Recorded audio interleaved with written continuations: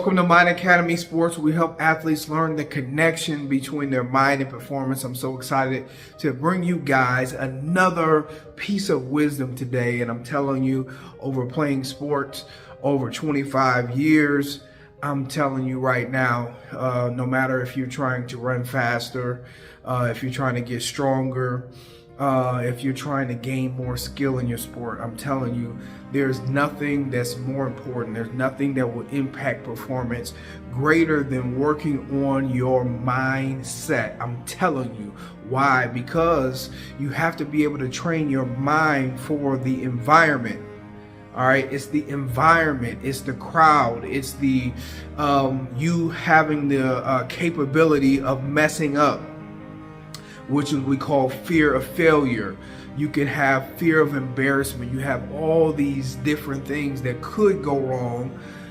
You can be anxious about achieving your goals and destiny and, what will my ending be? And you literally can be in the future while you're playing, which is bad too, right? Which just causes anxiety. So you have all these things that are pulling at your energy. All these things that's pulling at your energy. And if you want to fulfill your potential, then all the psychologists in the world will tell you to become present. But I want to let you know, it's not just becoming present, which is key. Knowing to become present, that's good. But knowing how to become present every single time to direct your energy from the future, thinking about the future, thinking about goals and thinking about all this, and then you don't want to be thinking in the past either. So to be thinking in the present and to be in the present, right? No, Joe Dispenza, one of the greatest neuroscientists, he always tells you how you can't have an identity. Right, you know, my name is Richard Gunn, so whatever your name is, you say it. If you want to fulfill your potential, you don't want to have an identity as yourself, right? That's not good, having an identity of yourself, because if you have an identity with yourself and you think of yourself as an individual as you go out and play, you are putting labels on yourself. Right? Because you've seen yourself make mistakes and you've seen yourself achieve to a certain level. But the key is to become limitless, or to have no mind, or to be like water, like Bruce Lee said, and to absolutely come into the present moment and place no labels on yourself. Right? All right. That's a quick little 3-minute, thing that's on the top of my head. But what I really want to come to talk to you guys today is I had a testimonial which we're going to post, and I had a high school athlete who we did a session together, and the next 2 games he had 100 rushing yards in a row. Now this is pretty great because he doesn't get a lot of carries just based on the circumstances. That happened to me. Like a particular year, you may not get a lot of carries, but he don't get a lot of carries, so he got 100 yards. He was excited about it. So I said, tell me the difference between what you discovered. This is your very first time doing mental training. What is the difference? He said, I'm able to trust myself more. I feel like I'm able to trust myself more. So I kind of want to decode that and what that means when somebody says I'm able to trust myself more. Well, it can mean one or two things. It means that you're able to let go in the moment, that you're able to be more loose. Your movements feel a lot looser. You feel more instinctual.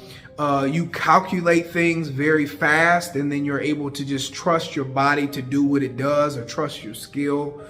And what I want to tell you guys is that trusting yourself is so good, and it's so key. No matter what movement you're doing, it could be bowling, it could be shooting a basketball, it could be whatever you're doing, trusting yourself is key, right?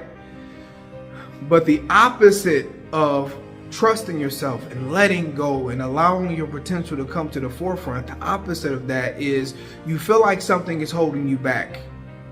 You feel like you're not playing like yourself.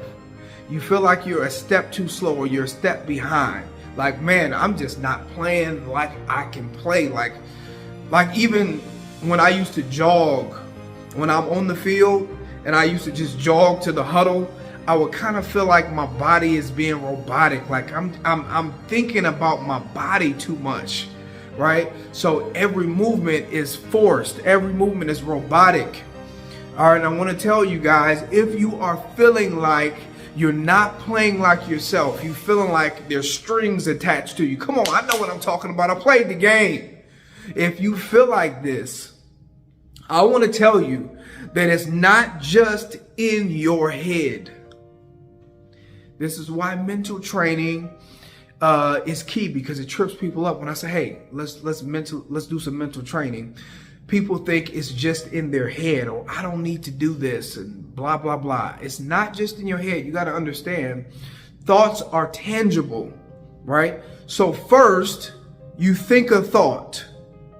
This thought is so powerful that it then travels down to your body. First, it gives your body direction. It gives your mind direction. Like if your brain is signaling confidence, then it tells all of the cells inside of your body to loosen up, to be confident, to be instinctual, to be creative. It tells your cells to do something, all of them at once. It gives them an instruction.